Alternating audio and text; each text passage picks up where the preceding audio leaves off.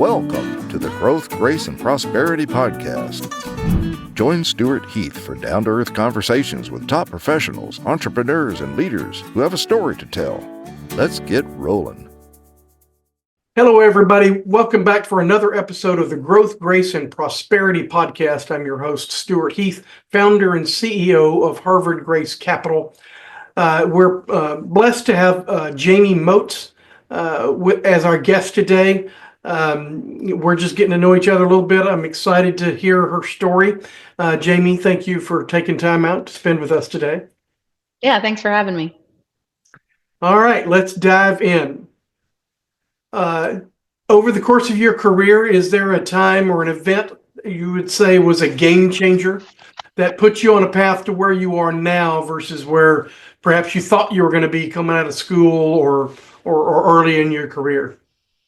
Yeah, actually, Stuart, that's an easy answer. My daughter is the purpose and the story behind everything that I've done for the past 15 years and everything that I'll do for the rest of my life.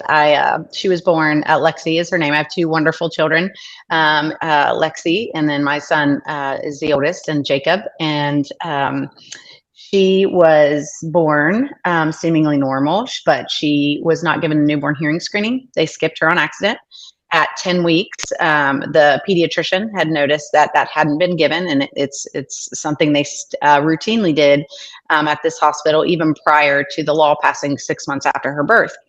So we go back and have the hearing tests done, and she failed both ears. We felt really good about it because we were told she's good, she's just fussy, come back in 6 to 9 months. This is kind of a check of the box.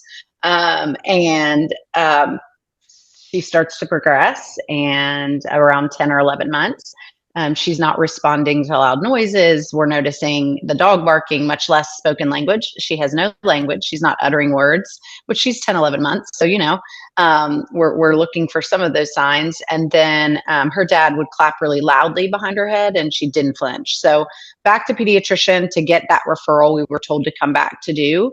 And that's really where it began, because I was met with a lot of resistance. I was told she heard the noise in the hallway.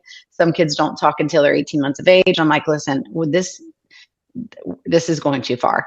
Get us back. Get us in. Mamas always know. So. Mamas know. Yeah. And actually her dad he had a keen awareness as well. And so I pushed our way back to Vanderbilt. Of course, internet research, all the things, no history of hearing loss in the family, not knowing much about it.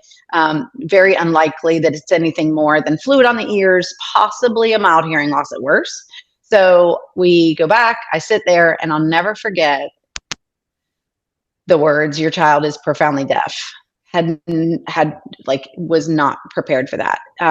My mind went to, I pictured her, it was a sketch, I'll never forget it, of a black and white sketch, like a pencil sketch of her sitting in the middle of a yard, and it was just like a one house school.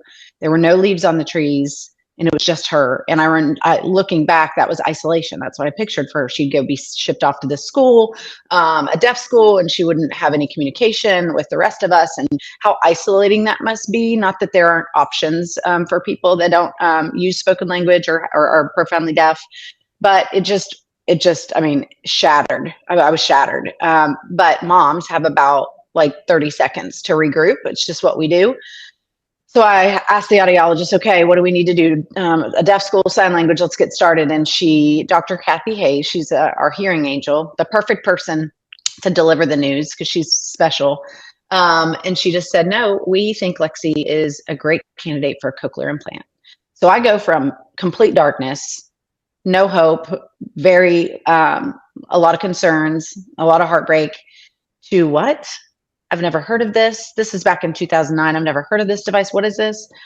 And fast forward, Lexi was implanted 4 months later bilaterally. And the first time she heard sound was absolutely miraculous. She heard a whisper. That day she went home. She heard birds chirping. She pointed at them, but that's day one. She's not going to just open up and talk, and she's not going to, so that's day one. So we had to teach her what sounds are. We had to retrain that whole system. We talked with our mouth covered, so she would learn to talk by what she hears, not by what she sees. But that whole 4 months that I was really had a lot of time to process from identification of deafness to implantation. And I did a lot of praying. I did a lot of soul searching. And a couple of things emerged. Number one, it hit me that Lexi, I would rock her when she was a baby. I would rock her and sing to her in lullabies. My mom was growing up in Ohio. She was a single mom, amazing pillar of her church. And she would sing gospel music played through her house all the time. And so she would sing, and she had a beautiful voice. And so music was a huge part of our lives. And I would rock her that first year when I thought she could hear before diagnosis. And she would never put her head on my shoulder. She would cry. Well, I'd lost my mom to breast cancer the year before. So I just thought we couldn't connect. So I'd hand her to her dad and I'd go cry. It was just a hard cry. So that 4 months I'm sitting there thinking like, oh my gosh, she never heard a lullaby. What would life be like? So to go from that, like soul searching, asking God why, what do I do with this? Then she's implanted and she's turned on. And so about a month in, when she started really understanding music and everything, her head finally went down on my shoulder. And it was like time stood still. And it was about 2 months after she was implanted that I was, as a believer, I was reading the Bible and I was still asking God, like, why, what did I do? What did I do that she went through this, even though she's a miracle and it's amazing. And she's so impressive and has amazing language. And she just lives this incredible life today. But I remember finally that answer came, and it was in John chapter 9, where Jesus and his disciples are walking along the road and they encounter a blind man. And he said, and the disciples ask him, Rabbi, what did he do or his parents do that this happened to him? And Jesus responds very sweetly and very kindly, he didn't do a thing. It's so that the miracle of God can be shown in his life. And then he healed him and he said, go tell. And so I knew that moment. It was the first day of the rest of my life where I still get choked up. God wasn't mad at me. I didn't do anything wrong. He needed this. He permitted this in her life so that so many people could be touched by this, could be helped. And so I started to look at the time I was in development at Vanderbilt. I was raising money for the university. So I was, I did this every day, and I started to build on my nights and weekends and even lunches. What would it look like if I started a nonprofit that helped people? I did a lot of nonprofit stuff as a child, so this wasn't outside of like my heart. I just love helping people and serving. So I started the charity. It was originally for 15 years called Songs for Sound. And I'll tell you more as we progress through this call, but just in January, we changed the name to the LexCare Hearing Foundation. And I can share more about that why, but that's really, we've been helping people here for the last 15 years because of that little girl's story. Wow. That's a tough story for you and for Lexi. So, my next question is usually about hitting bumps in the road along the way and how you got over them. I think we've just heard your bump. But let me ask you a different way. So now you've started this not-for-profit. We know why you started it. What kind of hurdles have you had to overcome in starting your not-for-profit? Oh, goodness, Stewart. Hurdles and nonprofit work? Are you kidding me? We had a pandemic. We've had so many highs and lows.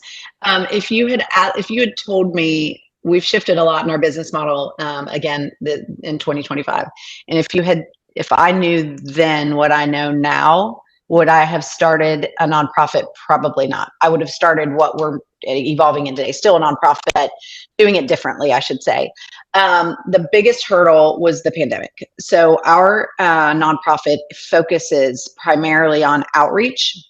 So we want to go out 80 to 90% of people that could benefit from hearing technology aren't getting help. Many barriers to care. You think, oh, there's audiology clinics. Well, there's not always. Access can be scarce. Just having a clinic near you. Affordability concerns, not knowing how to navigate insurance. Do I have coverage? How do I even go about that or accessing that coverage? Lack of awareness about how hearing loss affects your overall health, that if you wait, it can cause major problems. The The big one right now, Stewart, is that a huge report out of Johns Hopkins came out by Dr. Franklin, where he shared over about 12 years of studying humans with hearing loss, all levels from normal to profound. He found that he studied almost 650 people, and he found that a mild hearing loss makes you 2 times more likely to develop dementia. A moderate hearing loss, untreated, makes you 3 times, and an untreated, severe or worse, 5 times more likely. So people just don't know these things, so they wait till it's too much on their life. So those barriers are really very real, and that's why this 80 to 90% number is a big deal. Plus, the industry often focuses on the influencer, so advertising and marketing and spending a lot of their dollars on the audiologist that's going to fit that device or whatever. Well, I looked at this and I used my business brain and my nonprofit heart and then the development side to say, how do we solve this problem?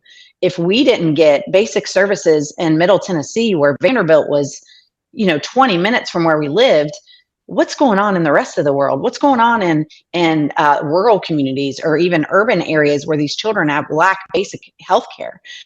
Don't even get me started about our mission work in Jamaica, where there's no hearing healthcare system. So I wanted to solve that. I wanted to do my part to try to help move the needle.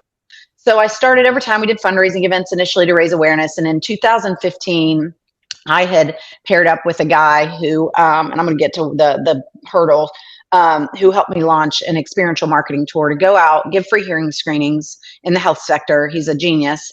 And then how do we move people into care, right? So I built this whole system. I built the outreach over time. We have a mobile unit that tours the country. We've been in 35 states, 33,000 plus free hearing screenings, over 700 community organizations we've served, over 1,000 events. And let me tell you what happens when you're outbound and COVID happens and the world shuts down. I lost my ability to serve. I lost all funding. Everything overnight was gone. So the hurdle is that, in fact. So then what do you have during COVID when you're at home and you're not allowed to go anywhere? You have time and you have a mind and you have a lot of time to pray and ask God to reveal new things. And what is this? What are you trying to tell me? So I reimagined everything, and I'll stop there. But that was the biggest hurdle that I faced in my career, because it was like I started over. I started from square one, like millions of business owners in the United States had to do, and all over the world, really. How many people do you have in your organization? In a good year, 3 or 4, but right now it's me. And then I have a part-time employee. I have a silent business partner who works on some things on the side. And then we contract out a lot of work. So like our tour managers that operate the mobile clinic and run it, the events, they are contracted either through a company that manages them, or we do it independently. And then we outsource like the accounting and different things, just because budgets are always thin in nonprofit work. Oh, yeah. Yeah. So how do you, as the director, stay on top of everything you need to know? Things change all the time. What is your best sources of information for staying current? Yeah. So honestly, if in a perfect world, I'd be at a lot of conferences. That's never in the budget. Rarely, I should say, in the budget. I'm a reader. I read. I listen to podcasts. I'm a podcast person. But I love to read. I try to, and I don't read quickly. I pick a couple books that are solving two major or giving me two major solutions to whatever problems I'm facing. And I really do, I study them. I'm highlighting, I'm taking notes. It's almost like I'm in college actually all over again, but that's honestly me. It's podcasts, a lot of YouTube videos. I set Google search reminders, for the hearing health industry, to try to stay ahead of that. But, I'm so busy. I have so much on my plate. My morning time is I'm at the gym. You'll see me with my Bible first, a Devo second, a prayer time. I switch to a different walking machine or whatever, stair climb or whatever. And then I'm in business books for another, 25 minutes. And then I go do my weights. That's that's literally my morning every morning. I love that. Yeah. What would you like for us to know about LexCare that you haven't already told us? That's a great question, and my favorite one of the day. So after that speed bump, if that's a mild term for that, what happened then after the COVID? Excitingly enough, God did start to reveal a lot of cool things and ways to serve. Another Another gap in our services that I had noticed even before COVID was that when we left, so if we were at a YMCA or a VA clinic, so our people that we are veterans, they're the highest risk, right? Our vets. Sometimes the VA clinics, many VA clinics don't have audiology, things like that. So we're really pumped about our hyper focus on our veterans. And then seniors, 55 plus communities. We serve a lot of seniors at YMCAs. We've served over 200 to 250 YMCAs. And then separate programs that we're raising funds for metro schools. We actually do a proof of concept. We've been serving children loosely for 10 years, but we really built out this Here to Learn program. So we serve underserved kids as well, because that's obviously my jam with Lexi's story. And so I needed to look at ways to solve several problems. Number one, when we leave, there's always the woman who's coming up to me and saying, are you going to be here tomorrow at the Y? Because my father needs a hearing test and I'm going to bring him in. I'm going to drag him in whether he likes it or not, every time. That was a problem because we would be leaving. We're going to another event or to another state even.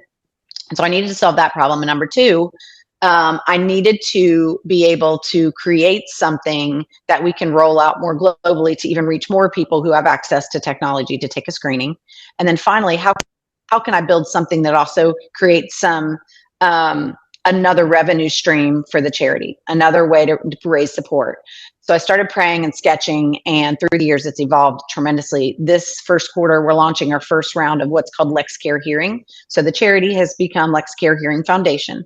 LexCare Hearing is a digital platform and concierge service where we provide free online screenings and support. There's an app. It's basically how can you walk through your hearing journey by either using our resources online, taking a screening there, moving through our care team digitally and our resources, or you can connect with a person as well. And then we move them into the care that makes most sense for them. So if they choose, they want telehealth solution, we have a partner for that. If they want to go to a clinic, we have a partner for that. Now, because of all the work that's involved, honestly, the worse the hearing loss, the harder the journey, the more barriers they have. So we spend more time on those people. But those partnerships then send us a fee, a referral fee, if you will, for that work. And we only partner with the best that aren't going to gouge them, that aren't going to be sleazy. And, there's a lot of great audiologists and clinicians. There's amazing, amazing people out there. So we partner with the best, and then we move them into great quality care, and then we get that fee, but a percentage of that is kicked back to the charity. So now I have a digital platform. If we're leaving and we need to help somebody, we can give them that platform and that information, and then everything we do gives back to the charity. And so it's a win-win for everybody. You're partnering with us for change. You're helping to get yourself help, and then we're changing the world. And we're rolling this out to both families and consumers, obviously, as well as businesses. So if your business, you want to take care of your employees and you want to provide this resource, we can build out a plan for you as a business, a lot of at-risk businesses, et cetera. So we're really pumped. We also offer the concierge service for OC Health organizations that are already doing occupational health. We can just be the care team. So it's a really amazing brainchild, and I'm so pumped because I can start sleeping at night knowing that we're going to make a lot of money and we're going to give back a lot of money. So we're really pumped about that. So LexCare Hearing is a for-profit organization. Yep, it's classed a little differently. That's for my tax accountant, but it's a for-profit for good. And so when you asked me earlier, what would I do differently? I would have started that way had I known what I know now. That's why there's this whole push for social enterprises. Nonprofits are really really burdened. We do so much good, and people think, well, you don't pay for anything. That's so untrue. Yeah, that's pretty naive. Yeah. I mean, we even pay taxes. We just don't pay a sales tax if we can even figure that out. I mean, you can't just walk into McDonald's and say, "Hey, I'm hosting an event down the road, so I'm on business. You can't charge me." Well, you have to go through our corporate office and and it's just like it's really there's a lot of misconceptions in the nonprofit world, and so I would do that differently. I would start with more of a social enterprise approach. 100%. And that's the thing that I would do differently. Yeah. Interesting. Okay. If you were mentoring someone, or somebody just wanted to follow in your footsteps, what one piece of advice would you give them? Oh gosh. Well, where would I begin? First of all, let's find a way for sustainable revenue, like a social enterprise model. You spend a lot of time writing grants that you never even hear back from. Diversify your model. Make sure that you are equally spending. Like, we were so sponsorship driven from hearing healthcare companies that when that pandemic happened, so focus on balancing out obviously your sponsorships and your major gifts, grants, and then also your annual giving revenue. So that would be one piece of advice I would give. But to get a mentor and start as a social enterprise if possible versus just a nonprofit, so that you're not dependent on the economy, if you will. Okay. Diversify your revenue base. Yep. Okay, I like that. Thank you so much for sharing with us today, telling us your story. It's an amazing and inspirational story, and I hope you have great success with LexCare Hearing. If anybody wants to get in touch with you after watching this, how would they do that? Yeah, 2 emails, jmotes@songsforsound.com and also jmotes@lexcarehearing.com. So that's the best way. And I appreciate you having me today. Yes, ma'am. Well, we will make sure those emails get linked into the show notes so people can just click and write you a note. Again, I know anybody at your level, we don't have any time, so I appreciate you sharing yours. So, and to the audience, thanks for watching this episode of the Growth, Grace, and Prosperity podcast. Please come back and watch the next one. Thank you. Thanks for tuning in to the Growth, Grace, and Prosperity podcast. If you'd like to be a guest, visit growthgraceprosperity.com/guest. We'd love to hear your story.